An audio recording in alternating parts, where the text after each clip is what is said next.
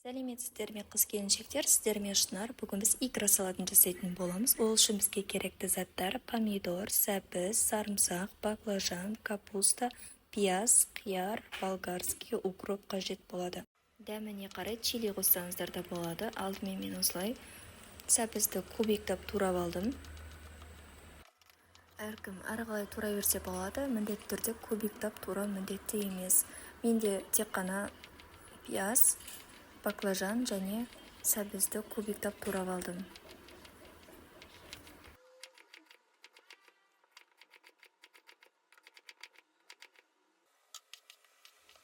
Және де баклажанның сыртын ашсаңыз да, ашмасаңыз да өз еркіңізде. Бастысы алдын ала тұзды суға салуды ұмытпаңыз. Және де капустаны да қатты майдалап турап қажет емес. Дәл осы видеодағыдай турай берсеңіз жеткілікті.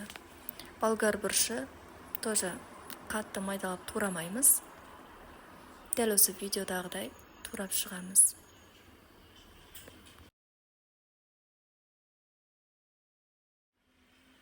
Чилиді барынша майда етіп турағаныңыз дұрыс болады. Дәміне қарай қосасыз. Және укропты қатты көп қажет етпейміз. Осылай жеткілікті. Және де помидорды қатты майдалап турамаңыздар. Дәл ортасынан бөле салсаңыздар да жеткілікті.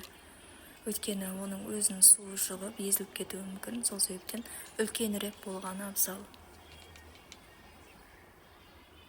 Және де қиярды да тұзды суға алдын ала салып алдым.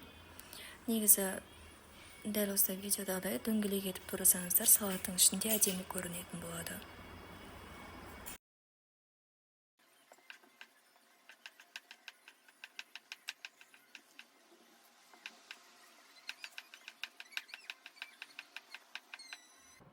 Бірінші кезекте осылайша біз қатты болатындықтан бірінші қуырып алатын боламыз. Жақсылап араластырып, келесі кезекте пиязымызды саламыз. Дәл осы видеодағыдай барлығын кезек-кезегімен жасасаңыз, салатыңыз дәмді болып шығады.